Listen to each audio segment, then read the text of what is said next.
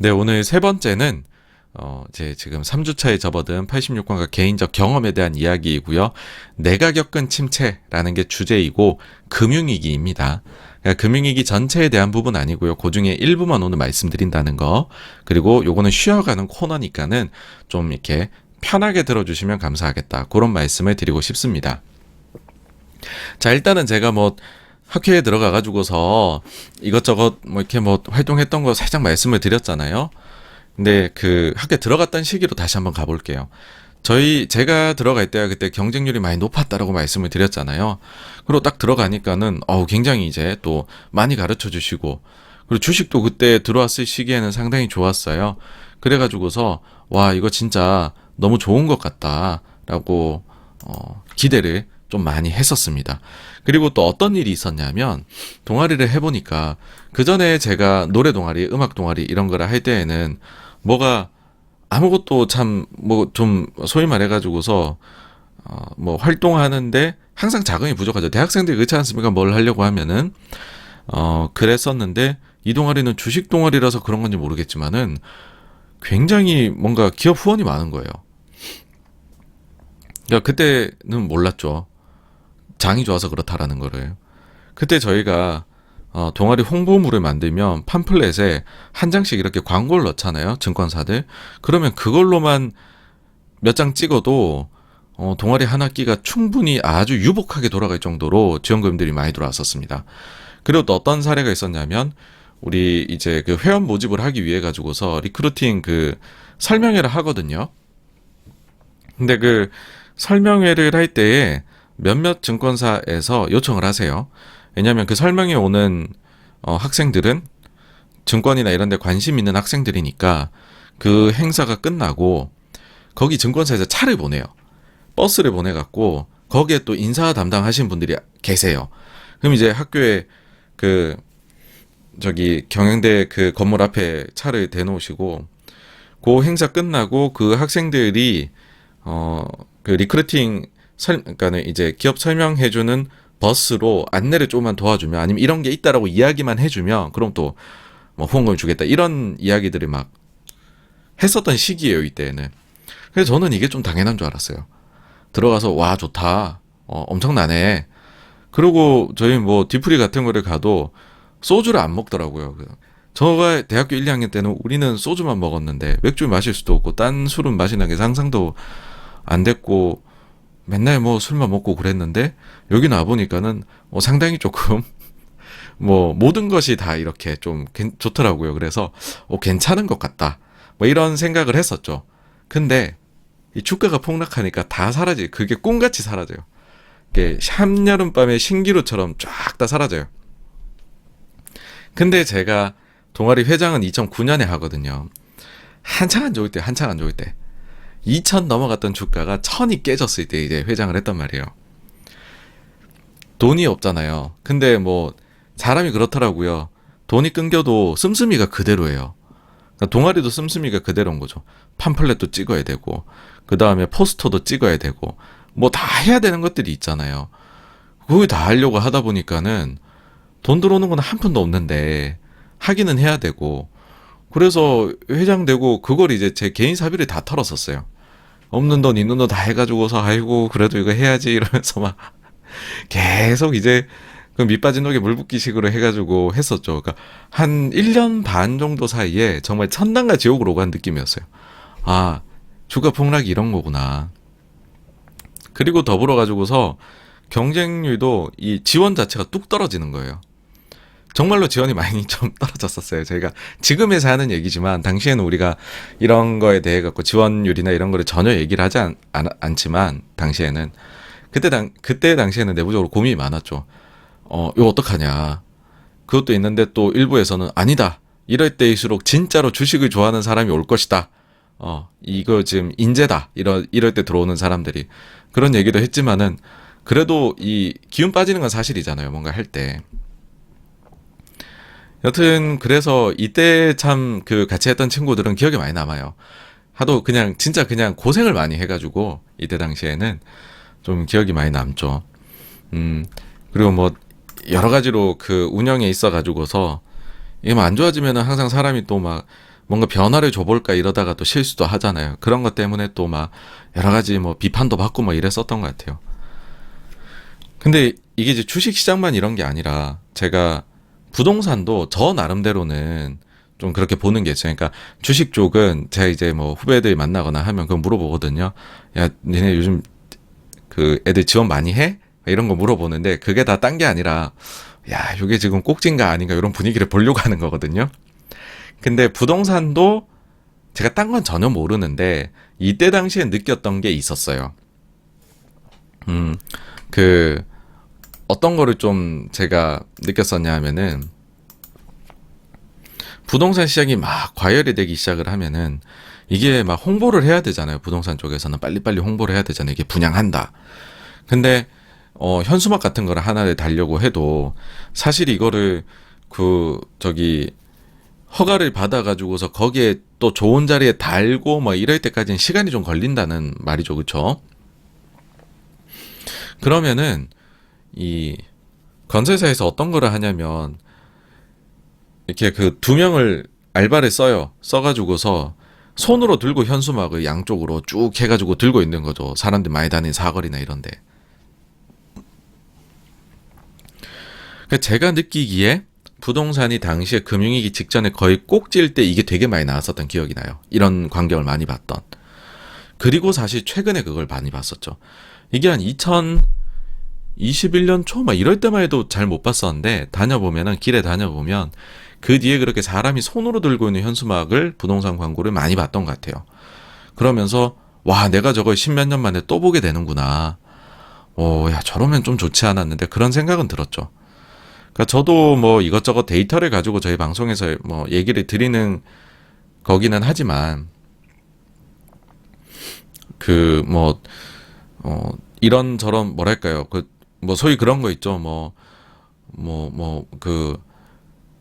종교인까지도 증권사 와서 계좌 트고서 주식한다 그러면 꼭지다. 뭐 이런 얘기 하듯이, 주변에 돌아가는 거를 보면서, 이건 좀 과한데 느끼는 것들이 분명히 있을 거잖아요. 저한테는 이제 이런 현수막 홍보 이런 게 그 중에 하나였었어요.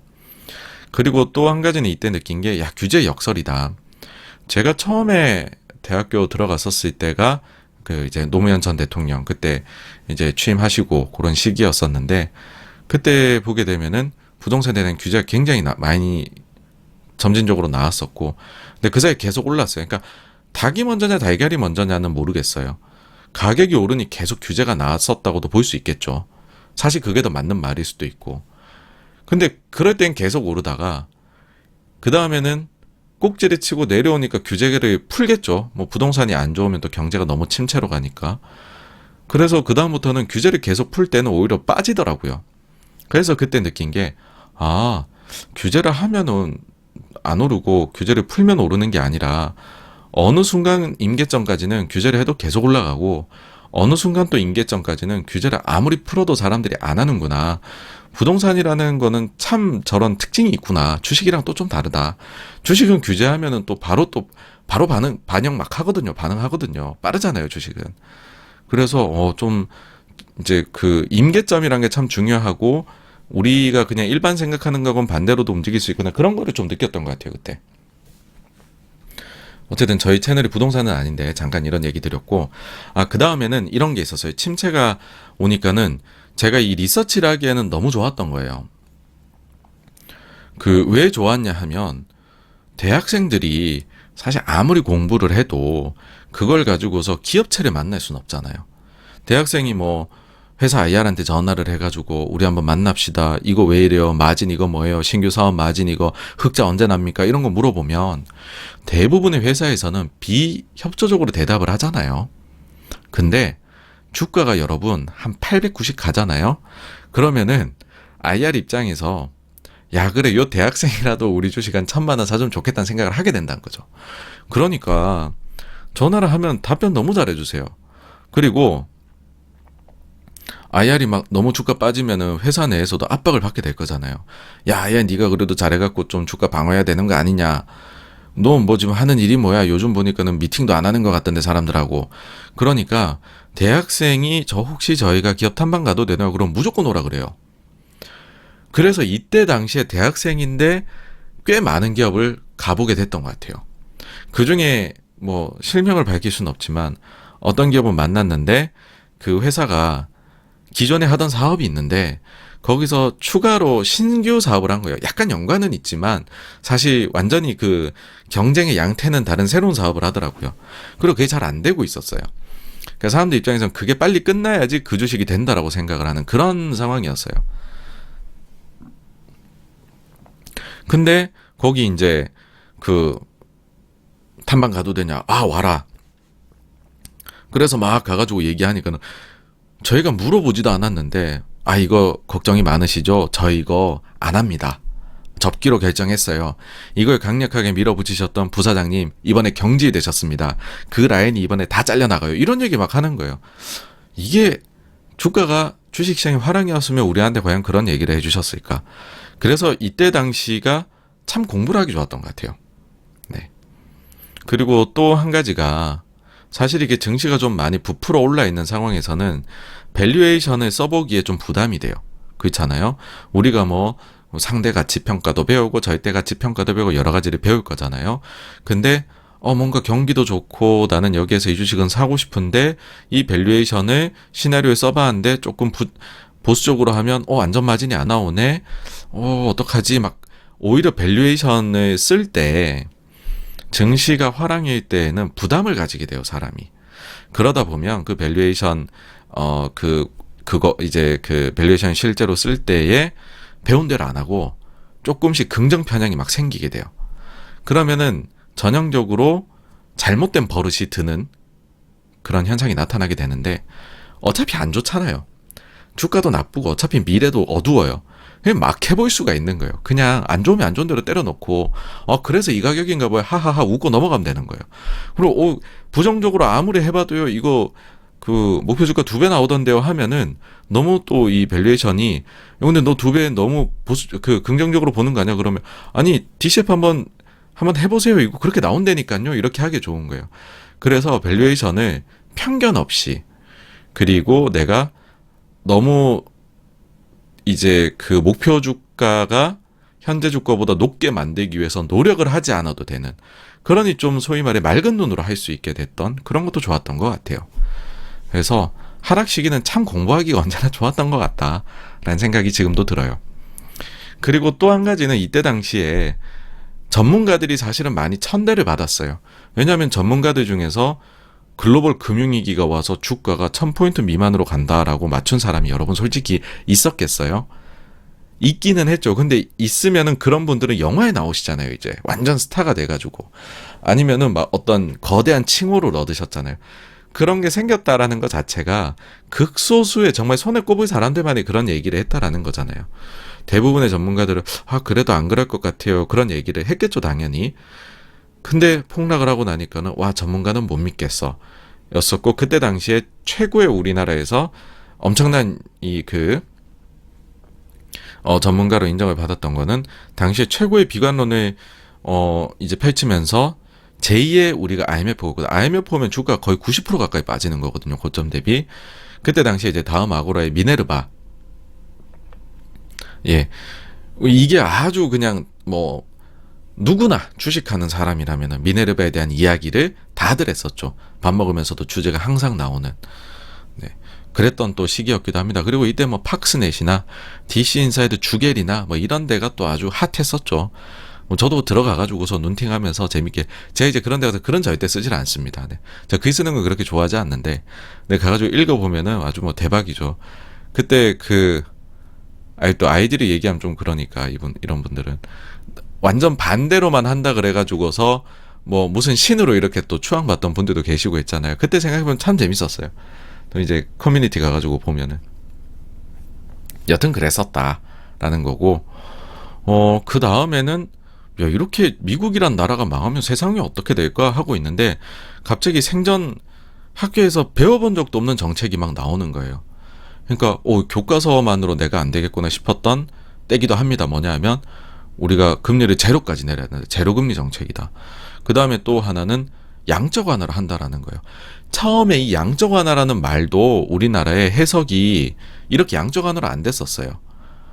그러니까는 그 QE, QE라는 말 자체가 이게 이제 맨 처음에 얘기가 나올 때에는 우리가 그렇잖아요. 외래어가 들어올 때에는 서로 다르게 이렇게 해석을 그 단어를 이제 바꾸잖아요. 근데 그 뒤에 이제 양적 언어로 완전히 자리 잡았죠.